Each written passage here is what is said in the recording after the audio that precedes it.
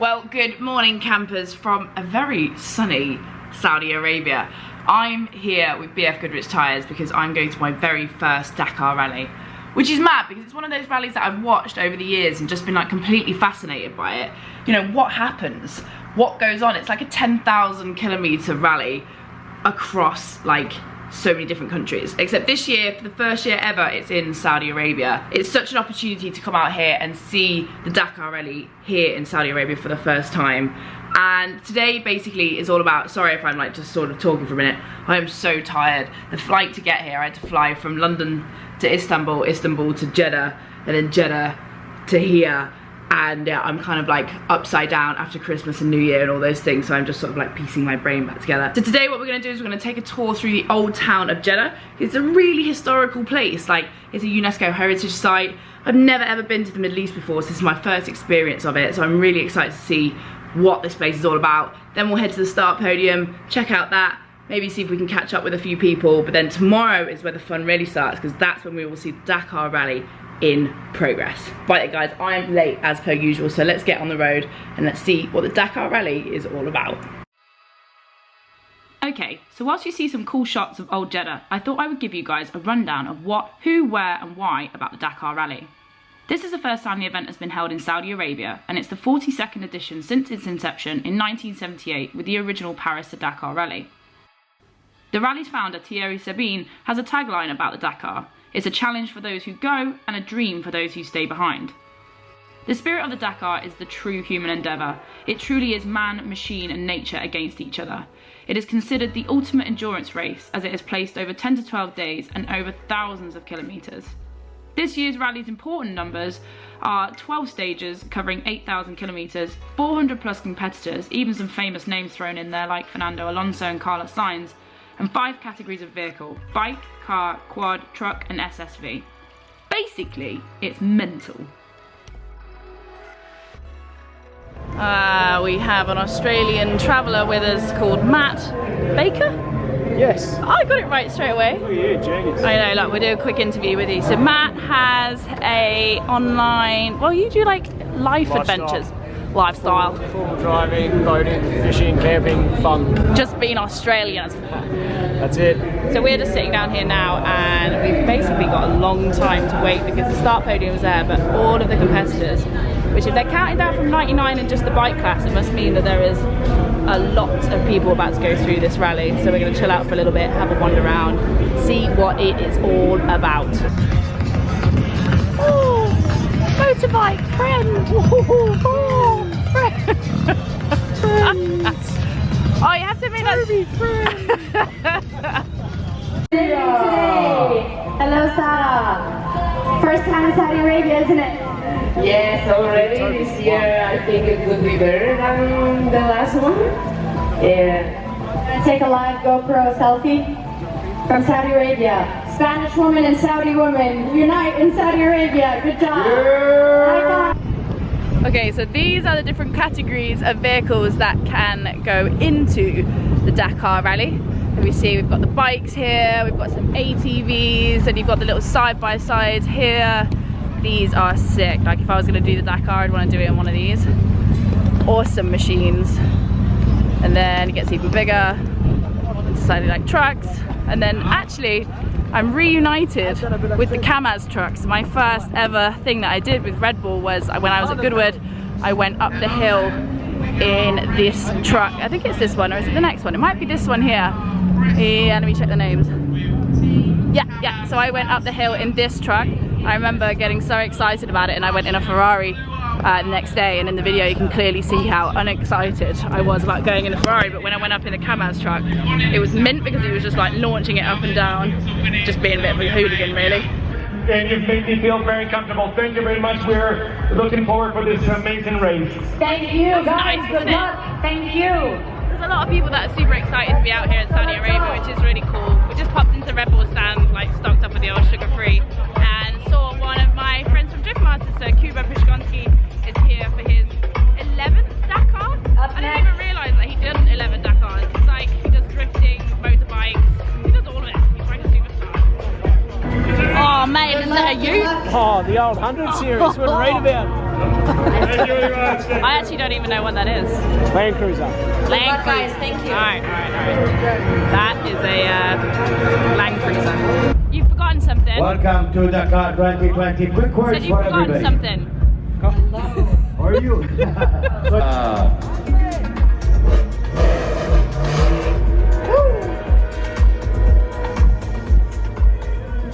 Okay, so this guy.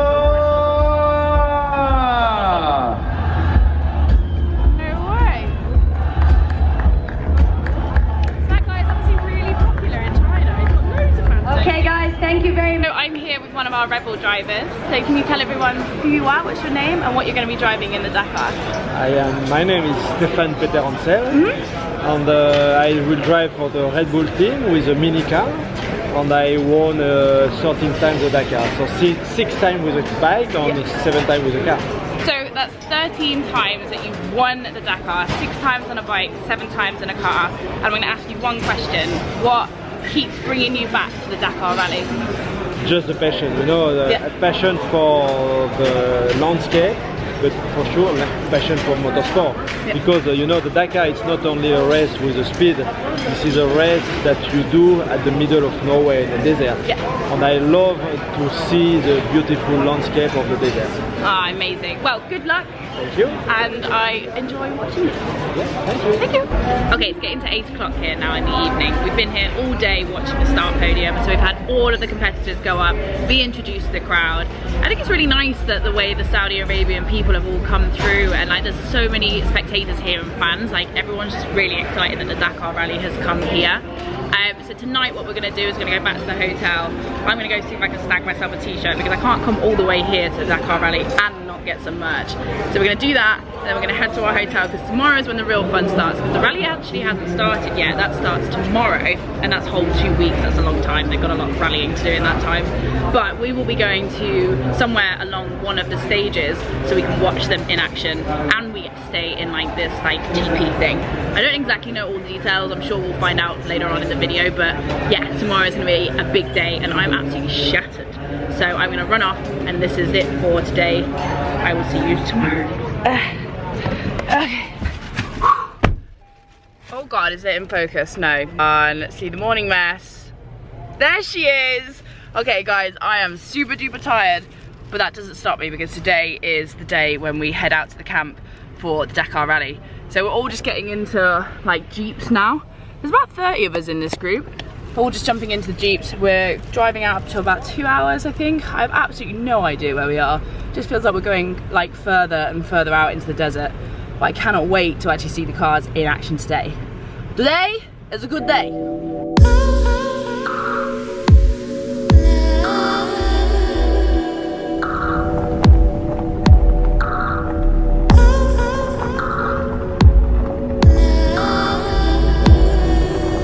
Where are we going, Matt? Not a clue. That's good though. I'm about it today. We're off the blacktop, that's the main thing. What's the blacktop? Bitumen. Oh, the road. Sorry, I need to get with the Aussie program apparently.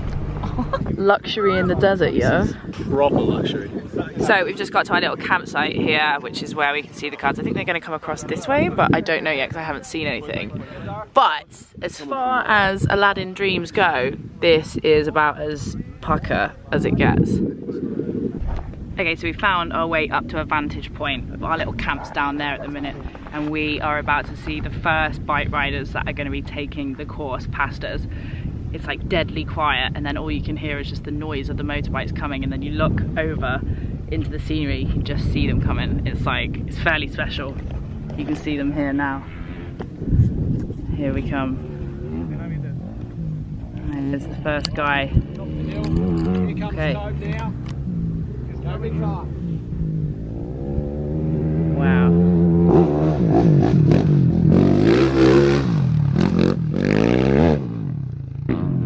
Okay, what no one didn't tell me is though as soon as they go past then you get completely covered in sand.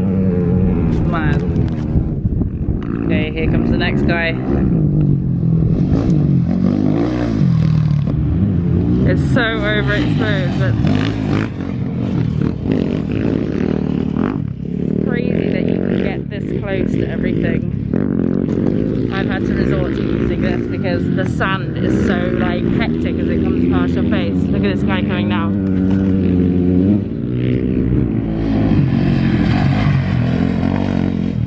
Are you enjoying it? I've got goosebumps. I thought you might have.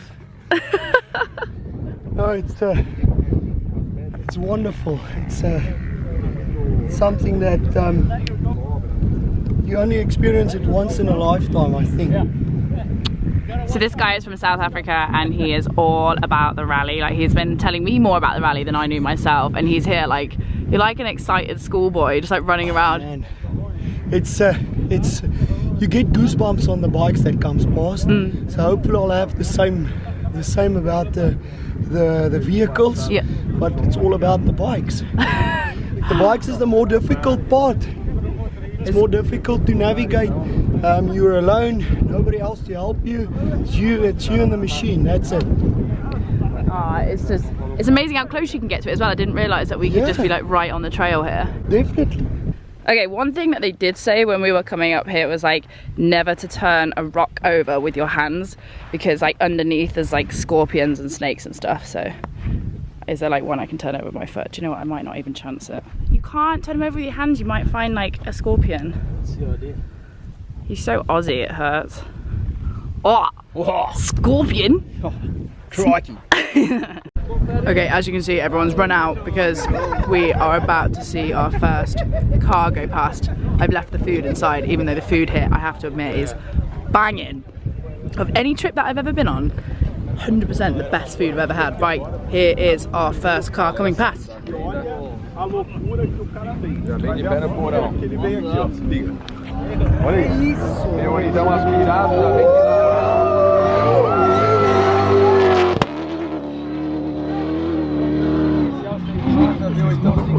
So sick, ridiculous. He is on it, like everyone's just got so excited. Ooh.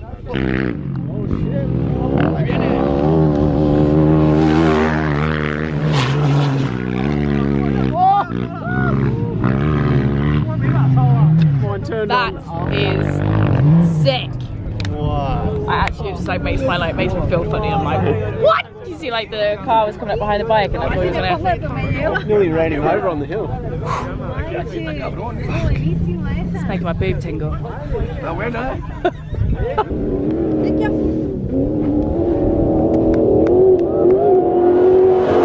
Okay, so what me and Matt are doing, we're like we're dividing and conquering. So there's my like hero session here, which has like been run over already once in its life. So that's going in the middle of the track. So we leave that there.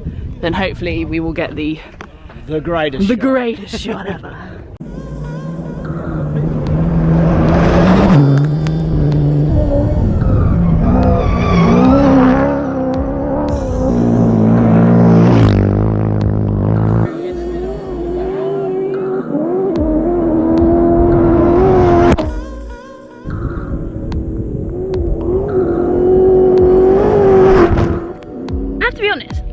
I would be in the middle of the desert watching the Dakar Rally straight after Christmas. It's a bit of a change of scenery, isn't it? It's actually mental. Like, I didn't think that you would get so much enjoyment from, you know, you see cars every maybe like few minutes to 10 minutes to 20 minutes, but like when the car comes through, like everyone just turns into a really excited school child and starts jumping up and down, including myself. Okay, this guy is fully hopping right now. Oh my god. Okay. Look at that, straight in with the Red Bull. He's just finished the stage. Bang. Bit of marketing for you there. That's awesome though. I didn't realise that on the buggies that they can change their tyre pressures as they go along.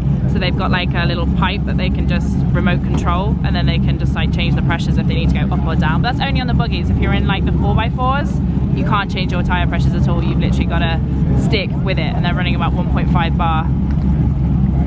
Buggies are kind of cool actually. Yeah. Straight out, spark a cig. What a man.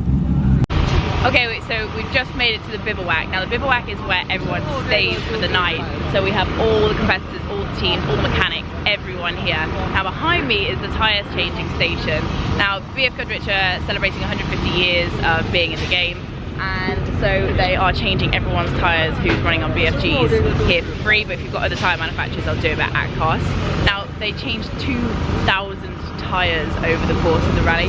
Now having done maybe like 2 or 3 on my drift car, it's serious work doing that. I feel sorry for the lads that are in there having to do that all day, all night. Like, you've got to have some muscle.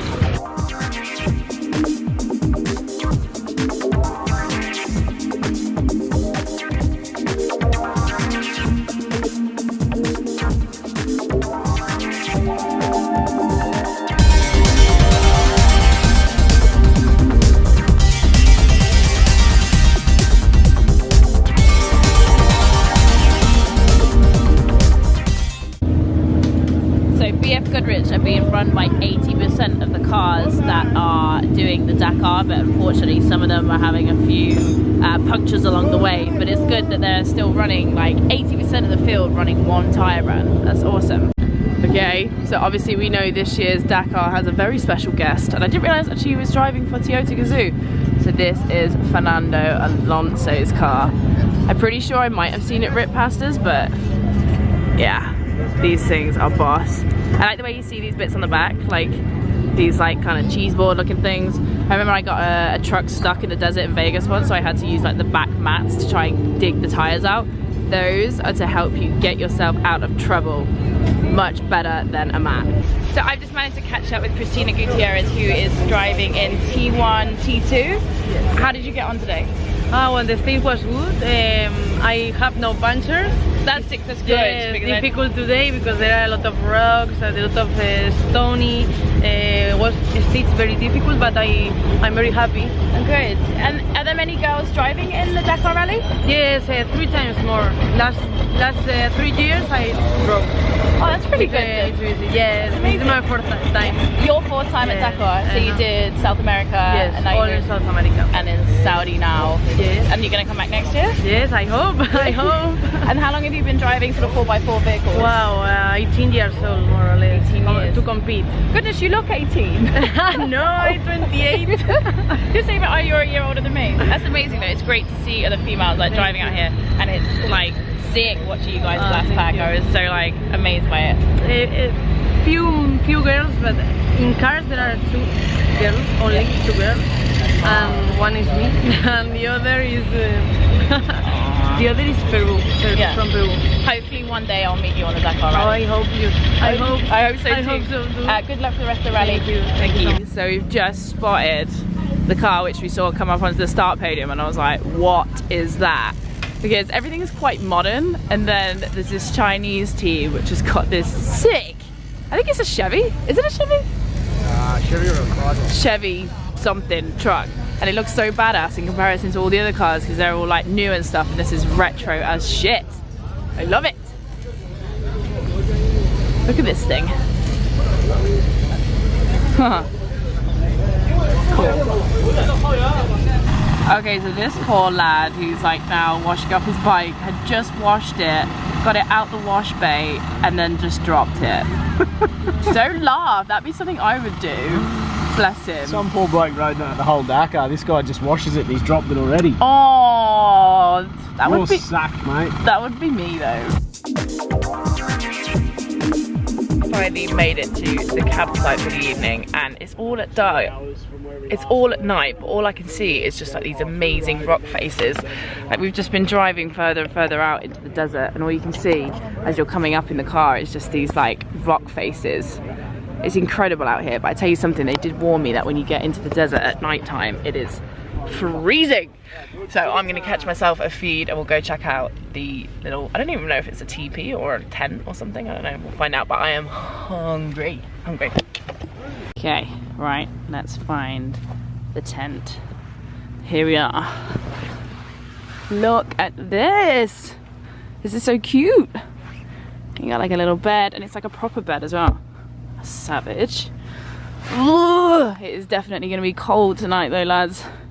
So that is the end of day 2. This has been like the most incredible experience so far. Like, can't wait to wake up tomorrow because we're right on the edge of where the stage comes through, so I can just wake up when I want, and then there's going to be stuff flying by tomorrow. Okay, day 3 and the last day. We're coming out of our little camp and now we are literally on the stage. Like, how sick is this? Like, this is our little camp area and then the stage like comes right through the middle of it, so I'm just walking over and casually there is our guy on the motorbike there.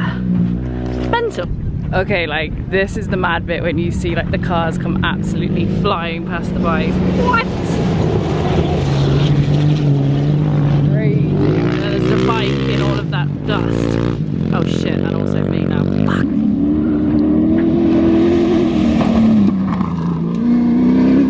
This is genuinely nothing like I have ever seen.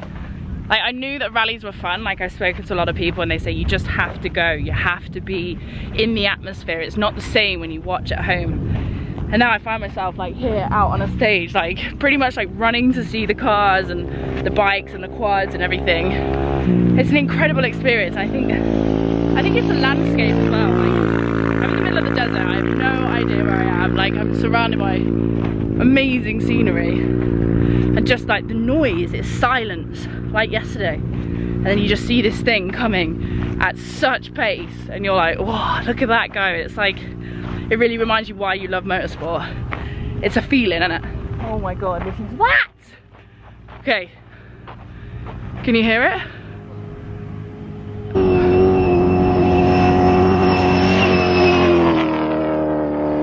I absolutely love it. Imagine doing that, man, just driving across Dakar, just on a complete adventure. That's the only thing that I can like explain it with.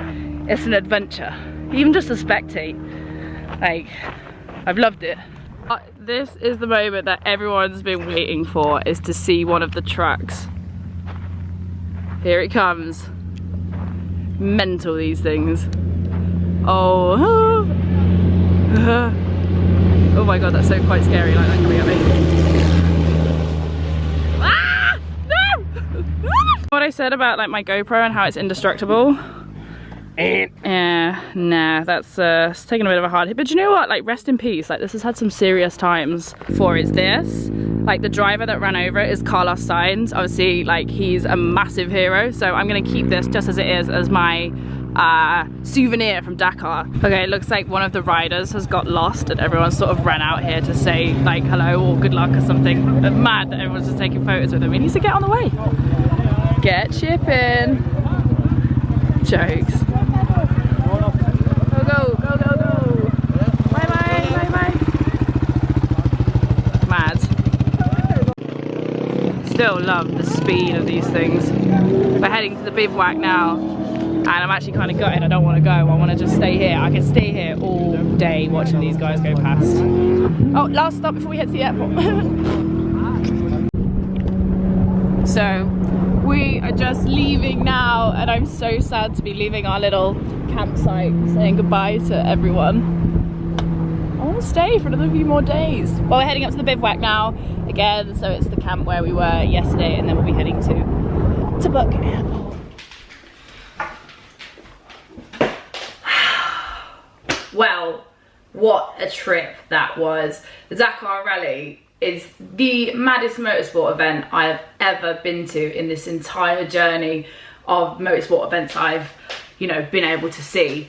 It's crazy. I think the thing that's really blown me away by the whole thing is the sheer logistics of it. The way the bivouacs go up every day and come down every day and move to another, you know, area of the stage. And it's the sheer size of it. It's like nearly 2 weeks, 8,000 kilometers, and just, it's hard to get your head around the numbers.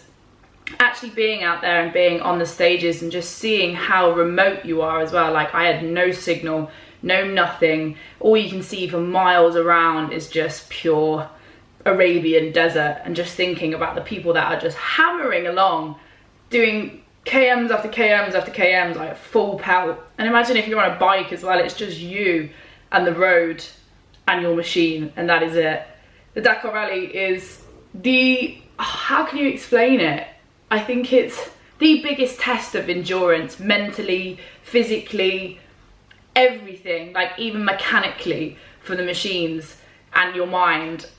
And I just think it's probably like one of the maddest things I've ever seen on earth.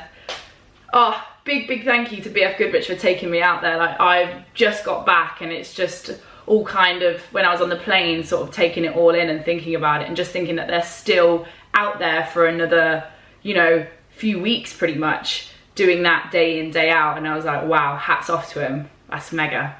Although now I've got it into my head, I'm like, right, how do I enter the Dakar Rally before I die? Oh, definitely one that I think you should put on your bucket list. If you are able to get out and see it, make sure that you, if you can, go, because you will not believe your eyes. Well, guys, that's me. I'm gonna get some sleep because I have had pretty much no sleep since I left yesterday because the planes were mad and the connections and all the rest of it. So I'll catch you guys super soon. Yeah, this has definitely ignited a new love for off-road. Let's go buy an off-road bike. See you later.